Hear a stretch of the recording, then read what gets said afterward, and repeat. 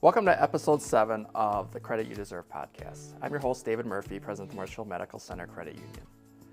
At the end of January into February, we celebrate Cybersecurity Awareness Week, which is a good reminder to everyone that there are fraudsters out there who like to take advantage of those who are least suspecting. It doesn't matter if you're a huge organization, if you're the government, or if you're an individual living here in Marshfield, Wisconsin. Anyone can be a target for any of these scams. Financial institutions tend to be a common target for a lot of these scams, and recently Marshfield Medical Center Credit Union was targeted with one of these scams where fraudulent text messages were sent out to members, most likely members of the credit union, in an attempt to facilitate a conversation with them in order to be able to gather information about the recipients of such text messages. And so joining me today is Brianna Butler, who is a member of the credit union, but is also our marketing lead. And so she had an experience related to this recent target. And so we wanted to bring her on just so that she could share her experience and discuss some takeaways that we all had from this, both from the financial institution side, but then also as an individual who received one of these messages. So thanks for joining, Brianna. Yeah, thanks for having me, David. So let's just start talking about what exactly happened in your situation, if you're willing to share, and we'll go from there. Yeah, absolutely. I wanted to share my story because I think this is something that we're all exposed to, but we don't think that it's going to get to a point where we're actually scammed. And for me, I was. So I want to share how that happened and hopefully alert people to how these scammers work and then the steps that you can take if your information is compromised. So I had just joined the credit union, actually just a few weeks prior to this. I love what you guys do. I've been doing your marketing for a couple of years, and it's all great behind the scenes, everybody. So if you want to be a member and you're eligible, please consider it. But I just joined. I was on vacation. I hadn't been on an extended vacation for a long time, and as David knows, I have a hard time turning off that work mode. So for me, this was kind of a big deal. I was working really hard to relax. I was at a beautiful restaurant on the beach. I had a drink, was about to order food, watch the sunset, when I got a text, and it seemed legit. There were no misspellings. I'd been getting text messages all week to confirm flights, restaurant reservations, other things. So it was just in my brain, I think, to respond to this text. So the text message was telling me that somebody had used my MMCCU account card in Miami to buy a television. And the text told me respond yes or no if that was me. Well, I wasn't in Miami. I hadn't bought a TV, and this should have been my first red flag that this is weird. But again, I was in that vacation mode. I was wired to respond, so I replied no, that I hadn't made that transaction. And it was also weird because I was on vacation in Florida, so I think that just was a coincidence because ultimately the text message ended up being part of the scam, and I'll get to that. But after I responded no to the text message, basically what that did was confirm to these scammers that I was a real person. I had an account at MMCCU, and this was my phone number. It's a legit number. So a man called. He stated he was calling from MMCCU, and this should have been my second red flag, but I know everyone at MMCCU. I've worked with you guys for years, but I thought, well, maybe it's a third-party fraud service.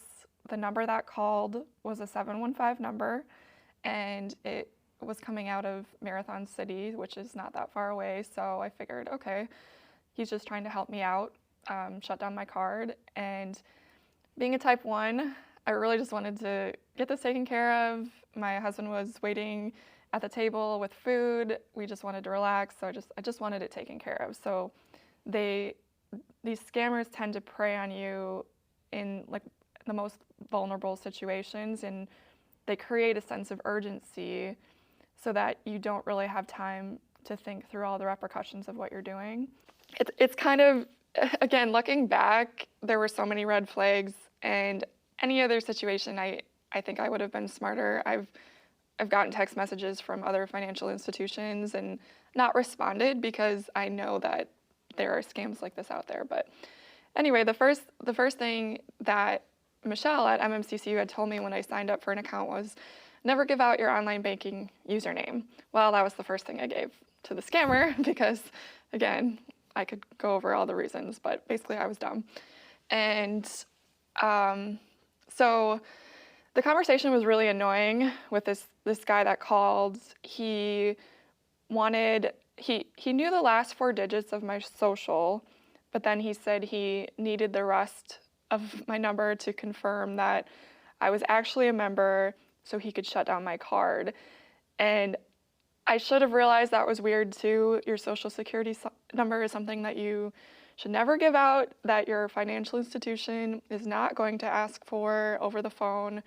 But I gave him the number, and long story short, using that information, which he already knew my address, he knew my phone number, he knew a lot of information about me, and that solidified my belief that, oh, he's legit, he's trying to help me make sure that my account doesn't get scammed.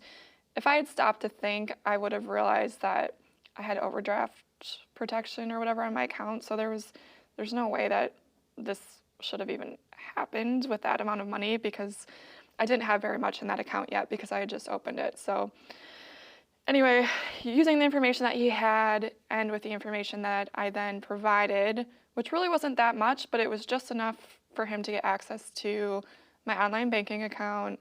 And then once into my account, he made what's called a peer-to-peer transfer and took every dollar that was in my checking account. Fortunately, like I said, I didn't have very much in that account at that time, but it's scary to think what could have happened, because if I had transferred more money in or whatever. Obviously, like David, you and I are friends, and I had sent you a text message with the screenshot of what the initial text message had said, just to kind of give you an FYI, because I thought it was weird. And again, that should have been my first red flag. But and then you called, and when you told me it was fake, it's kind of like you get that feeling where your heart just sinks, because you've been had. And so I cried. I'm a crier, as most people who know me know. And I just, you feel really violated. There's shame involved because you've been told your whole life, don't give your social security number away. Well, I did. You're embarrassed, you're angry, because there's people out there that do this every day. Like this, the guy on the phone, I think what's important to know is he was super friendly. He was very helpful, quote unquote. And it genuinely seemed like he was just a good guy looking out for me. I think you hear about these scams and you think it's going to be really obvious that, it's somebody that is foreign, maybe hard to understand, or somebody that is really fishing for information, but they lure you into this sense of security with the information that they do have. And we live in a very tech-filled world, so it's not that hard to get somebody's address or get their phone number, and even the last 4 digits of your social, it's probably out there somewhere. It's just the nature of the world that we live in. So I think just being aware that it's no matter what somebody on the phone says, be very careful who you give your information to. And I felt especially dumb because I had written some of the blog content for MMCCU about what not to do, and here I was doing it. So I don't think I'm a stupid person. This was obviously a stupid thing, but I think it can happen to anybody, and you just have to constantly be vigilant. So yeah, and I think before we talk about next steps that you took after the incident, I think there's a few things to discuss from what you just shared with that story. First and foremost is that, as you said during your piece, there's a reason that fraudsters are doing what they do. It's not because they are they lack success and that they're not making money off of this. Ultimately, at the end of the day, they are coming away with billions and billions of dollars from doing this type of fraud. So, and they are very good at what they do. Gone are the days when, if you may remember back, when they used to send the Prince of Nigeria emails and they were always misspelled and the English was very poorly written in those, and you could tell pretty easily that those were fraudulent, right? That's no longer the case.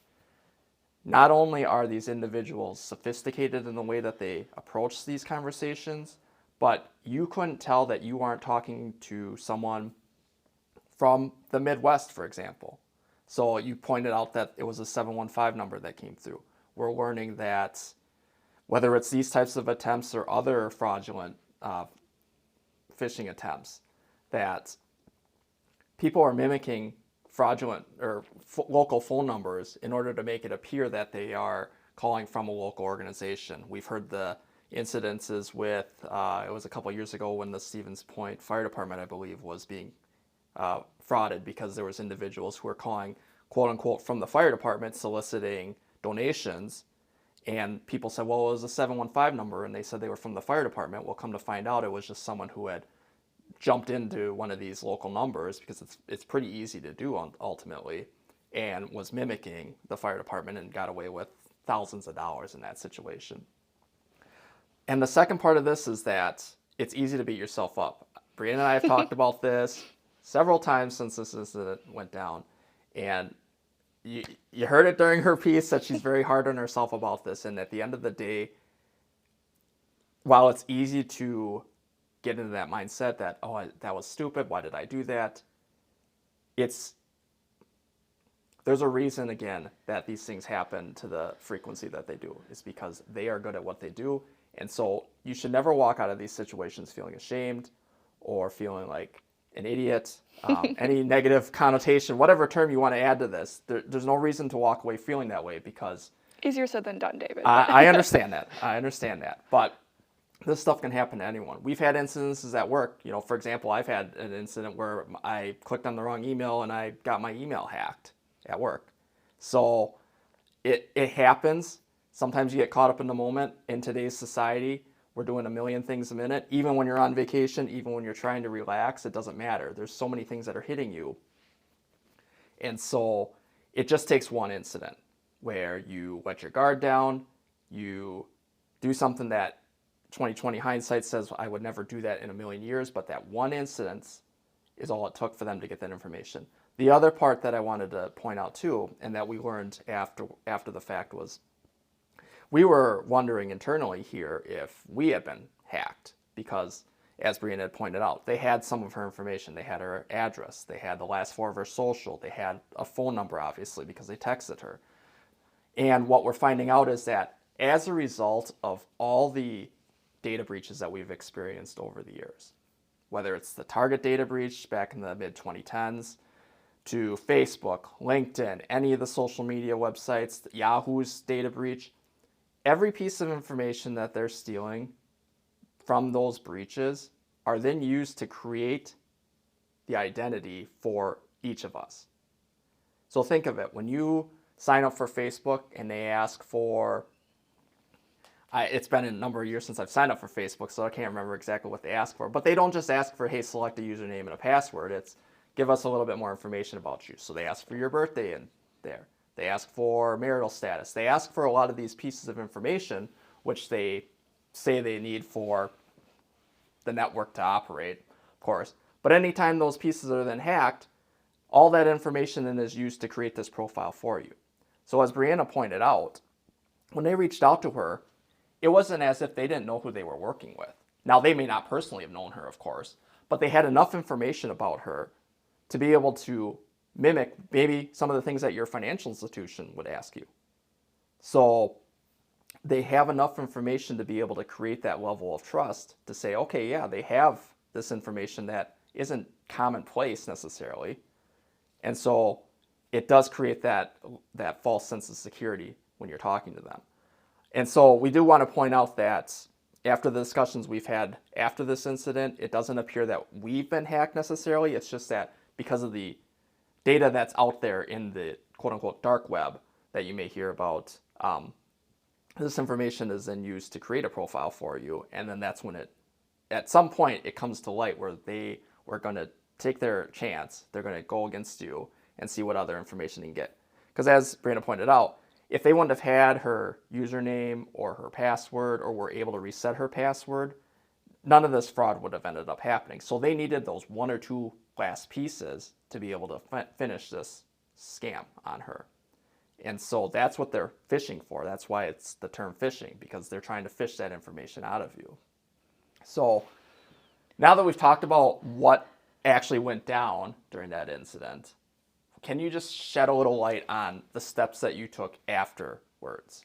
Yeah, my first step was to panic. So cross that off your list because you don't want to do that. It's not helpful.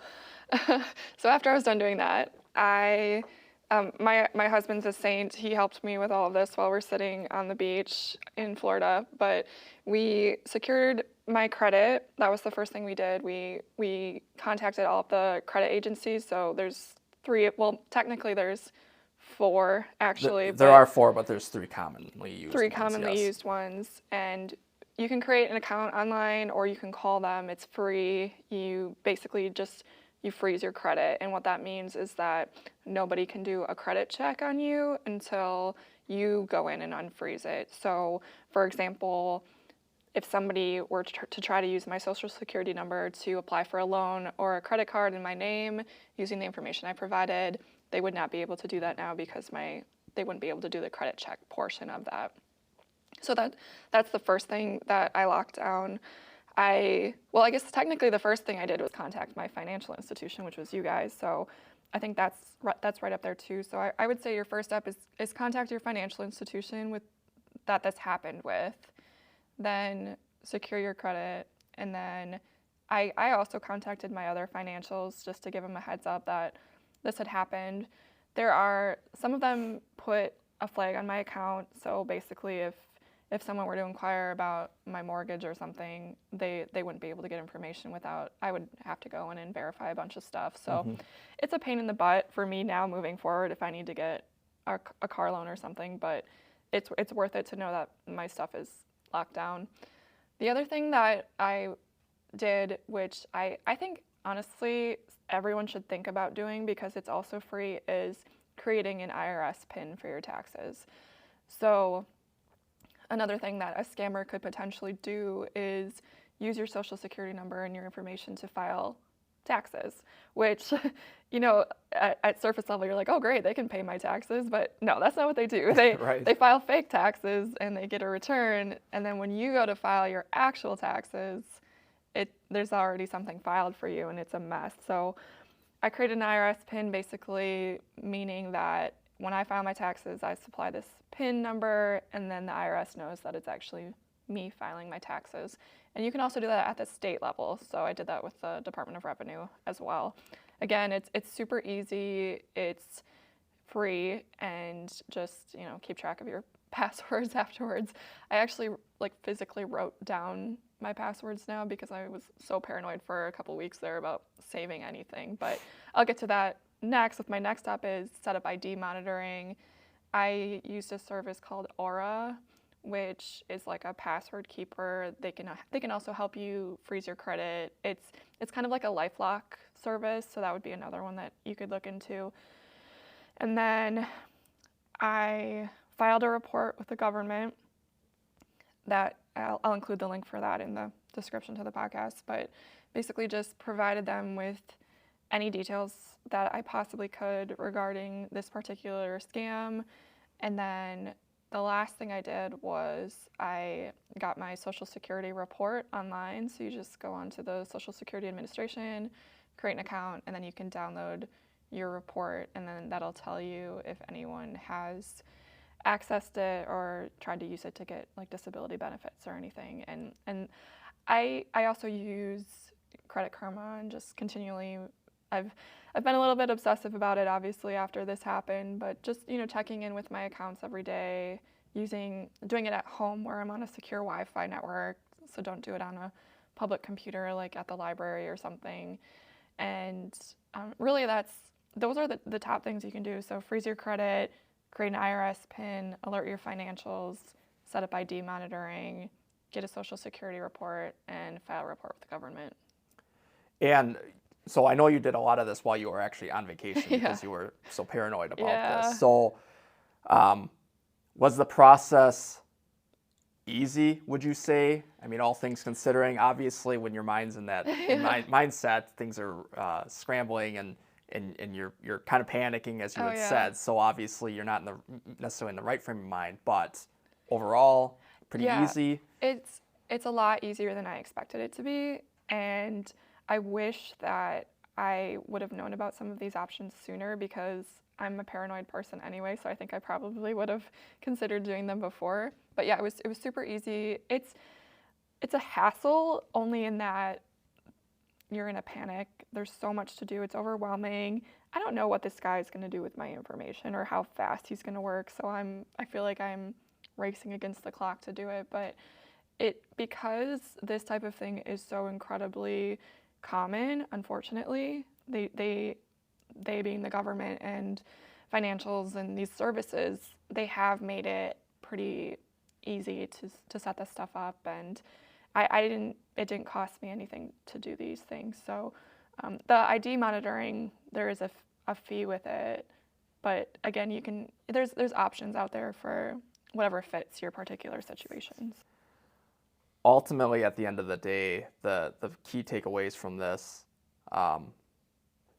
again, be diligent at all times, because it all takes is one incidence where you're off your guard a little bit, and some of the information or all the information that they need to recreate your persona is gone.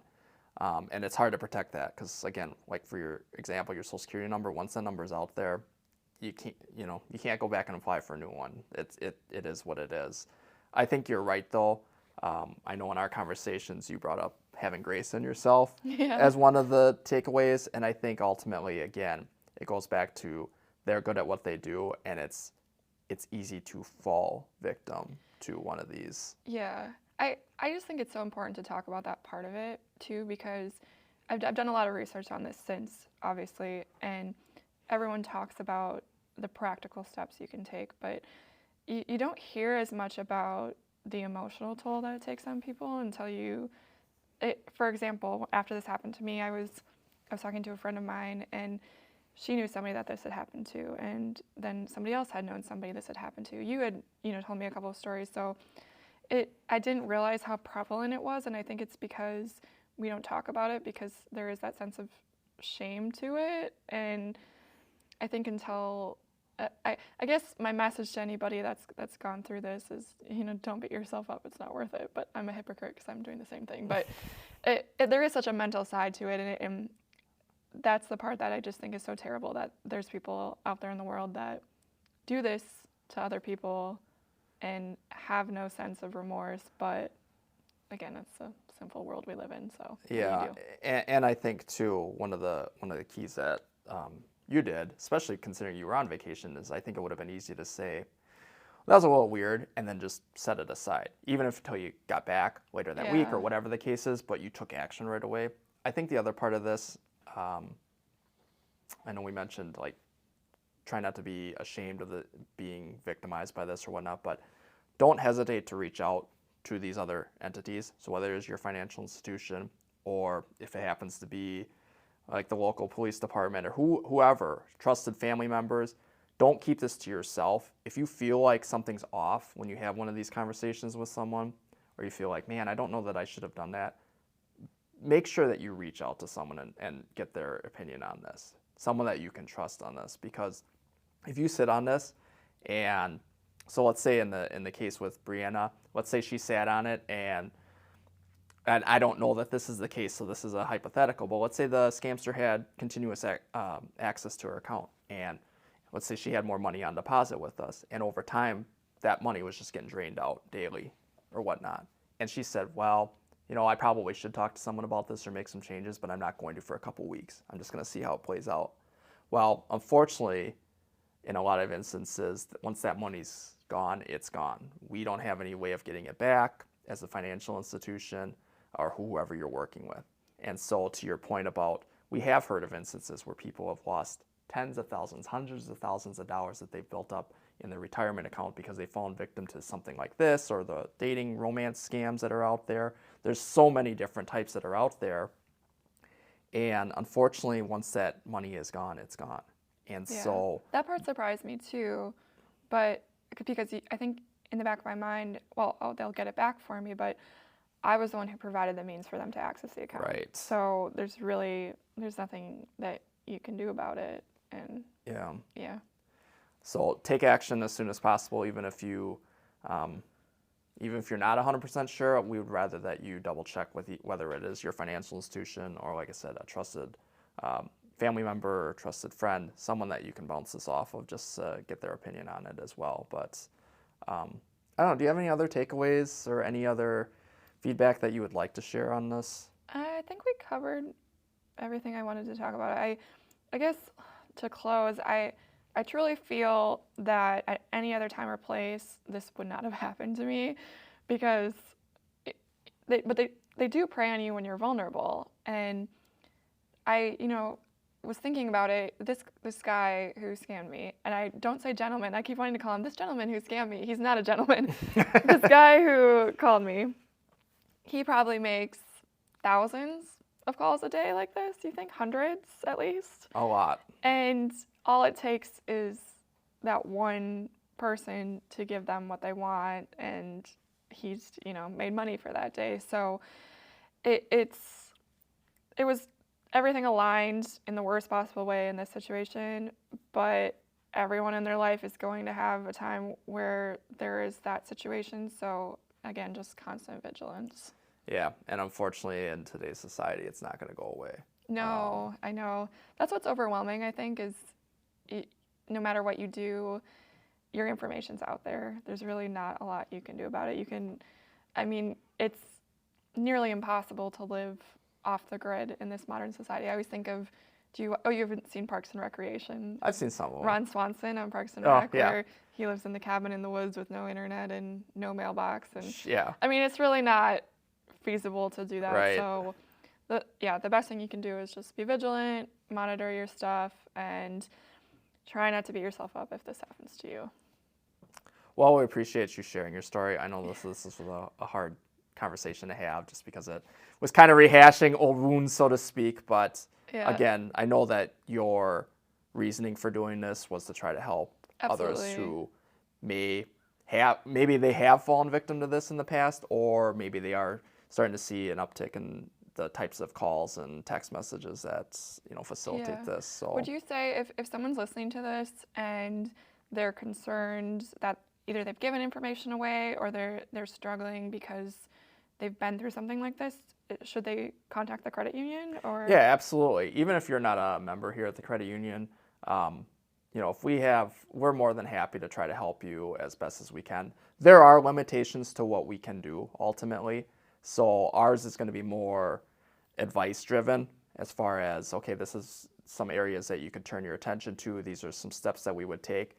There's not a lot that we can do as far as trying to get the money back for you or making changes to your accounts specifically, but we're more than happy to try to give advice and try to give some guidance as to the best practice or how to continue going forward with any type of situation like this. I think that's great, because when something like this happens and you're in that panic, sometimes just having that person that you can talk to about it makes all the difference. So it's cool that you guys do that. Yeah, absolutely. Well, at the end of the day, again, whether you work with us or not, we want everyone to be as well protected as possible. So thank you. Yeah, thanks for having me. Hopefully it helps somebody else to not fall for it. So absolutely. Hey everybody, this is David Murphy, President of the Marshfield Medical Center Credit Union. In this podcast, we will cover relevant topics that impact your personal finances. You will walk away better informed about the basics of personal finances, with tips and recommendations you can incorporate into your own daily lives. We will also inform you to the latest developments in the financial world and the impact they may have on you. You work hard to take care of your finances. Isn't it time you get the credit you deserve?